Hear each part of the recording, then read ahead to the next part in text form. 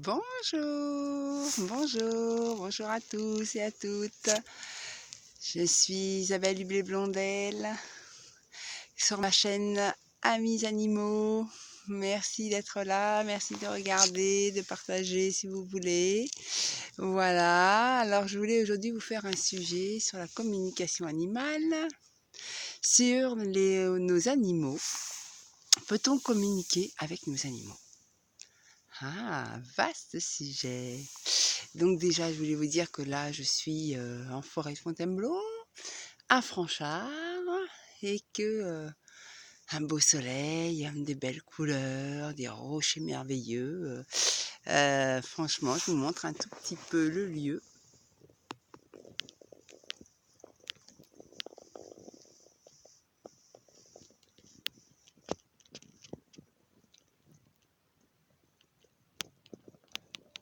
Superbe endroit.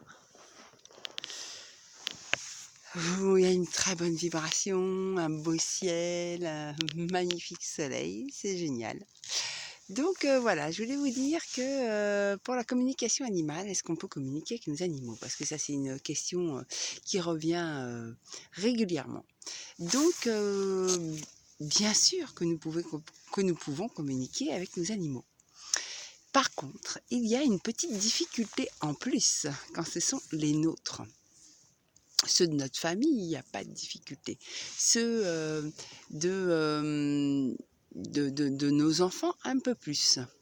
Et parce que quand je dis ceux de notre famille, c'est-à-dire les oncles, les tantes, les grands-parents, voilà, ça va, il n'y a pas trop de difficultés. La difficulté, quand c'est le sien ou celui de sa famille proche, ses enfants, son mari, le sien, voilà, c'est qu'on le connaît bien et qu'on peut émettre du mental dans cette communication. Le mental est très très fort et des fois on pourrait croire que justement c'est la communication, c'est notre intuition qui nous dit quelque chose alors que c'est plus notre mental. Moi ça m'est arrivé pour le cochon d'Inde de ma fille. Je vous explique. Ma fille n'allant pas très bien avait du mal à s'occuper de son cochon d'Inde. Ce qui paraît un peu normal quand on n'est pas en forme, on a du mal à s'occuper de soi, donc on a du mal à s'occuper de ses animaux. Et je voyais bien que son cochon d'Inde n'allait pas bien. Alors je pensais, hein, mentalement, je me disais, ce serait peut-être bien, ce serait peut-être le moment pour qu'elle donne son animal à quelqu'un, parce que j'avais trouvé quelqu'un, par hasard. Je cherchais pas en fait, hein, j'avais été le chercher, l'animal, un jour ma fille n'était pas là, parce que je devais le garder. Et puis moi je gardais non, je me disais: «Mince, comment je vais faire? Il va falloir que je trouve quelqu'un». Et puis paf!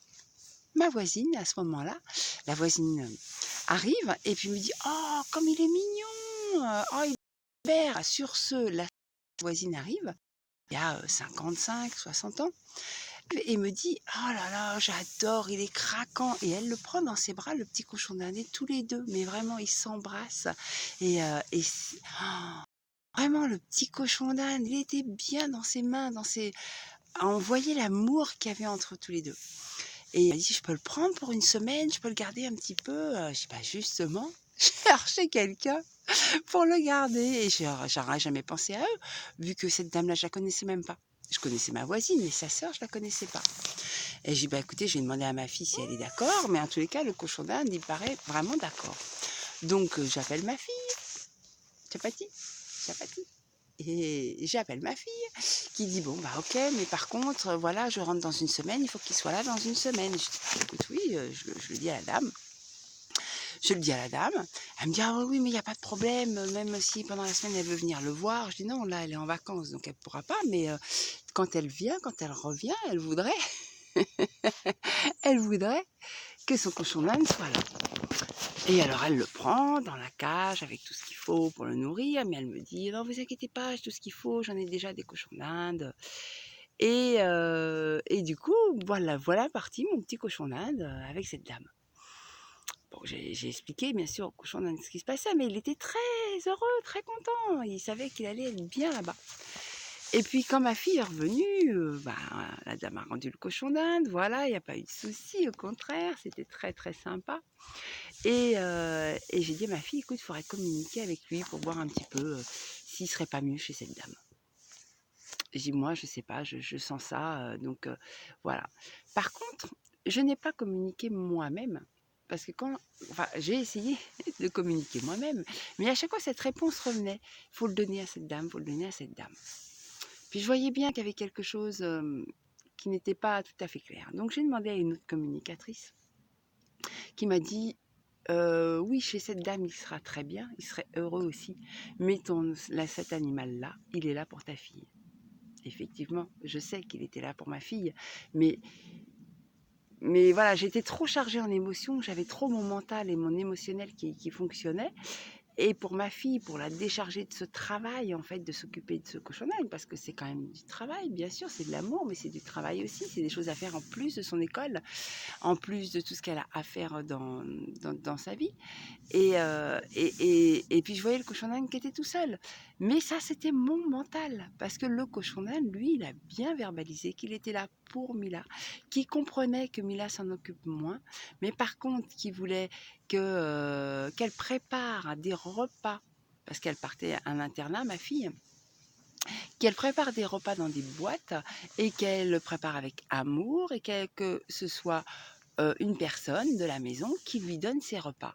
Comme ça, pendant ce temps, quand il a son repas, il sait que c'est Mila qui l'a fait. Il sait que c'est ma fille et du coup, pour lui, c'est important parce que l'amour passe par là aussi. Et là, il ressent l'amour de ma fille. Donc, elle a préparé des petites boîtes dans le frigo tous les jours pour son cochon d'Inde et quelqu'un lui donnait. Et voilà, et il lui a dit aussi, d'envoyer de l'amour, de penser à lui régulièrement, de se connecter, parce qu'elle sait le faire en plus, de se connecter à lui et de lui envoyer de l'amour. Et vu que ça a été quelqu'un d'autre qui le dit, et qui a vu autre chose que moi et ce qui était tout à fait vrai, tout à fait franchement, je la remercie énormément parce que moi ça j'arrivais pas à le voir, c'était l'animal de ma fille, donc j'avais l'affect pour ma fille, l'affect pour ce cochon d'Inde, mon mental, j'avais beaucoup de choses qui parlaient. Donc on a fait exactement ce qu'a dit, mon amie communicatrice et là, bah, c'était vraiment très bien pour ce cochon d'Inde. On l'a redescendu aussi en bas pour qu'il voie du passage, pour qu'il y ait du monde qui s'occupe de lui, pour qu'il voie de la vie à la place d'aller dans la chambre. Et puis maintenant, il va beaucoup mieux. Vraiment, vraiment beaucoup mieux. Ma fille, ça l'a soulagée aussi parce que son cochon d'Inde, voilà, c'est son confident. Donc c'est vrai que ça, moi, j'avais du mal à percuter, alors que je suis comme ça. Vous voyez, comme quoi, c'est voilà, c'est plus difficile. Après, j'arrive à communiquer avec mon chien, j'arrive à communiquer avec d'autres animaux que j'ai eus ou que j'ai ça mais là il y avait vraiment vraiment beaucoup d'affect et donc voilà, c'était difficile. Donc il est possible de communiquer avec nos animaux de compagnie, mais voilà, si on voit que notre mental nous fait une barrière, c'est-à-dire que moi, mon mental me disait ça, il faut qu'il le donne, mais au fond de moi, je savais qu'il y avait autre chose. Je savais, mais j'arrivais pas à le dépasser dans la communication animale. J'arrivais pas à taire mon mental comme il fallait. Parce que c'est ça la complication. C'est de taire son mental. Et voilà. Et donc, effectivement, voilà, c'est possible. C'est même super quand on y arrive. Parce que là, je dois faire garder ma petite chienne, donc je vais communiquer avec elle pour lui expliquer qu'elle va aller, elle connaît très bien où elle va aller. Elle me regarde quand je dis ça. Elle connaît très bien où elle va aller, elle sait qu'elle va être très bien, que je vais revenir mercredi, voilà, comme un enfant en fait, hein, et tout va bien se passer. Je vais lui dire de bien manger parce que des fois, quand je suis pas là, elle mange pas très bien. Et je vais lui envoyer de l'amour quand j'ai une pause au travail, parce que là, je vais travailler beaucoup. Quand j'ai une pause, souvent, c'est la pause à 1 heure, de 1 heure à 1 heure et quart, à 1 heure et demie. Je me relie à elle, je lui envoie de l'amour et je lui dis que je pense à elle, que je l'aime, voilà, je communique avec elle.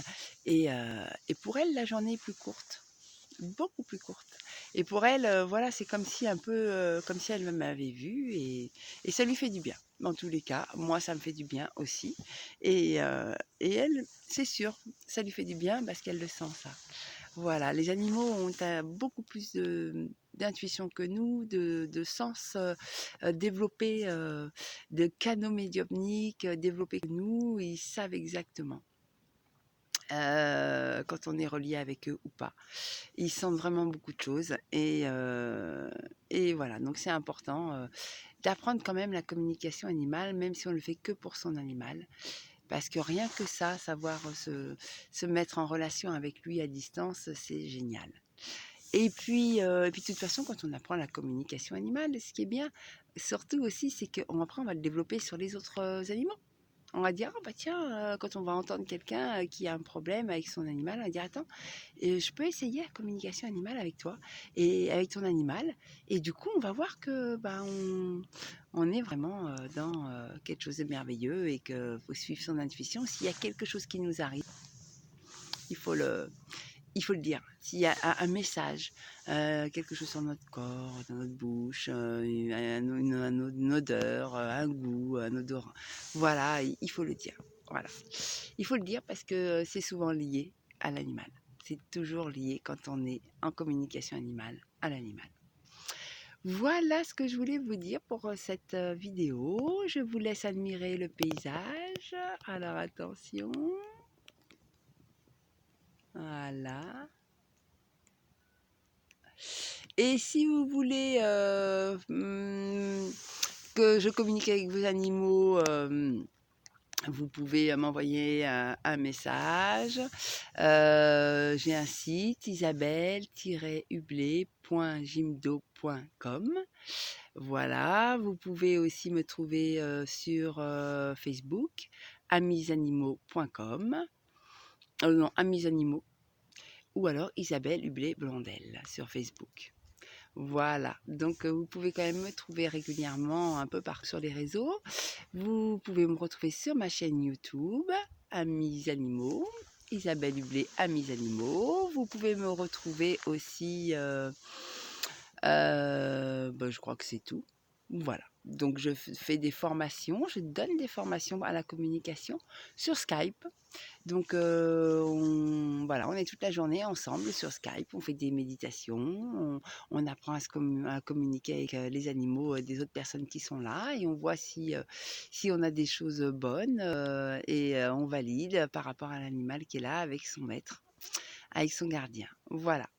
Bon, bah écoutez, je vous fais des gros bisous. Je vous dis au revoir et n'hésitez pas à vous abonner à ma chaîne. Merci. Shabadi, shabadi.